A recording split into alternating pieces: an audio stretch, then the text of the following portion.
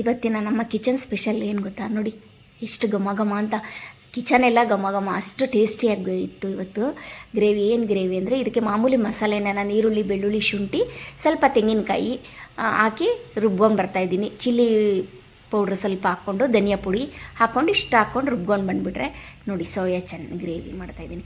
ತುಂಬ ಅಂದರೆ ತುಂಬ ಟೇಸ್ಟಾಗಿರುತ್ತೆ ಇದು. ಚಪಾತಿಗೆ, ಅನ್ನಕ್ಕೆ, ಎಲ್ಲದಕ್ಕೂ, ದೋಸೆ, ಇಡ್ಲಿ ಎಲ್ಲದಕ್ಕೂ ತುಂಬ ಟೇಸ್ಟಿಯಾಗಿ ಚೆನ್ನಾಗಿರುತ್ತೆ. ಇದನ್ನು ಸ್ವಲ್ಪ ಹೊತ್ತು ನೀರಲ್ಲಿ ನೆನೆಸಿಟ್ಬಿಟ್ಟು ಇದನ್ನು ಕೂಡ ರುಬ್ಕೊಂಡು ಬರಬೇಕು. ನೋಡಿ ರುಬ್ಕೊಂಡು ಬಂದಿದ್ದೀನಿ ನಾನು. ಇದಕ್ಕೆ ಖಾರಕ್ಕೆ ಇವಾಗ ನಾನು ಸ್ವಲ್ಪ ಚಿಲ್ಲಿ ಪೌಡ್ರು, ಸ್ವಲ್ಪ ಗರಂ ಮಸಾಲೆ ಹಾಕ್ಕೊಂಡು, ಸ್ವಲ್ಪ ಹಾಗೆ ಇದಕ್ಕೆ ಕಡಲೆ ಹಿಟ್ಟು ಹಾಕ್ಕೊಂಡು ಕಲಿಸ್ಕೊಬೇಕು. ಕಡಲೆ ಹಿಟ್ಟು ಮತ್ತು ನಿಮಗೆ ಉಂಡೆ ಕಟ್ಟಕ್ಕೆ ಬರಲ್ಲ ಅಂದರೆ ಸ್ವಲ್ಪ ಕಾರ್ನ್ಫ್ಲವರ್ ಕೂಡ ಹಾಕ್ಕೊಬೋದು, ತುಂಬ ಟೇಸ್ಟಾಗಿರುತ್ತೆ. ಶುಂಠಿ ಬೆಳ್ಳುಳ್ಳಿ ಪೇಸ್ಟು ಸ್ವಲ್ಪ ಹಾಕ್ಕೋಬೇಕು.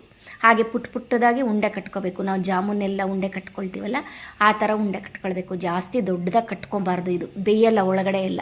ಹಾಗೆ ಸಣ್ಣ ಉರಿಲಿ ಇಟ್ಟ ಬಾಣಲಿಯಲ್ಲಿ ಇದನ್ನು ನಿಧಾನಕ್ಕೆ ಕರ್ಕೊಳ್ಬೇಕು. ಇದು ಜೋರು ಉರಿ ಇಟ್ಟರೆ ಒಳಗಡೆ ಬೇಯಲ್ಲ ಮತ್ತು ಒಡೆದೋಗ್ಬಿಡುತ್ತೆ.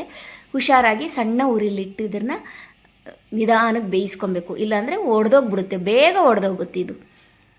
ಹಾಗಾಗಿ ಇದನ್ನು ಬೇಯಿಸ್ಕೊಂಡು ನೋಡಿ, ತುಂಬ ಅಂದರೆ ಇದನ್ನು ಹೀಗೇ ತಿನ್ಬೋದು. ಸೋಯಾ ಪಕೋಡ ಅಂತ ಹೇಳಿ ಇದನ್ನು ಹೀಗೇನೋ ತಿಂಡಿಗೆ ಸ್ನ್ಯಾಕ್ಸ್ ಮಾಡ್ಕೊಂಡು ತಿಂತಾರೆ. ತುಂಬ ಅಂದರೆ ಟೇಸ್ಟಿಯಾಗಿರುತ್ತೆ. ನಾನಿವತ್ತು ಗ್ರೇವಿ ಮಾಡ್ತಾಯಿದ್ದೀನಿ ತಿಂಡಿಗೆ. ಹಾಯ್ ನಮಸ್ತೆ ಎಲ್ಲರಿಗೂ, welcome back to my channel.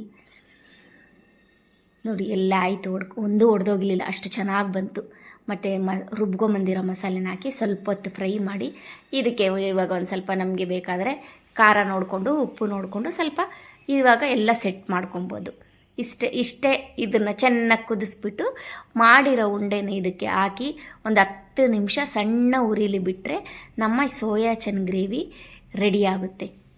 ಎಲ್ಲರೂ ಟ್ರೈ ಮಾಡಿ ನೋಡಿ, ಎಷ್ಟು ಚೆನ್ನಾಗಿರುತ್ತೆ ಅಂದರೆ ತುಂಬ ಟೇಸ್ಟಿಯಾಗಿ ಚೆನ್ನಾಗಿರುತ್ತೆ. ನಮ್ಗೆ ನೀರು ಎಷ್ಟು ಬೇಕೋ ಅಷ್ಟು, ತುಂಬ ನೀರು ಮಾಡ್ಕೊಬಾರ್ದು.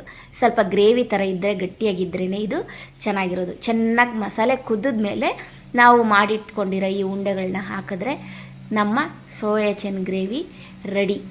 ನಾನಿವತ್ತು ಇದಕ್ಕೆ ದೋಸೆ ಮಾಡ್ಕೊತಾ ಇದ್ದೀನಿ ತಿಂಡಿಗೆ. ಮಧ್ಯಾಹ್ನ ಲಂಚ್ಗೆ ಇದಕ್ಕೇ ಅನ್ನ ಮಾಡ್ತಾಯಿದ್ದೀನಿ.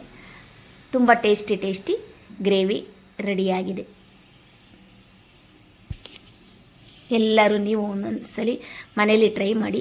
ತುಂಬ ಈಸಿಯಾದ ರೆಸಿಪಿ ಇದು, ಟೇಸ್ಟಿಯಾಗದ ಈಸಿಯಾದ ರೆಸಿಪಿ.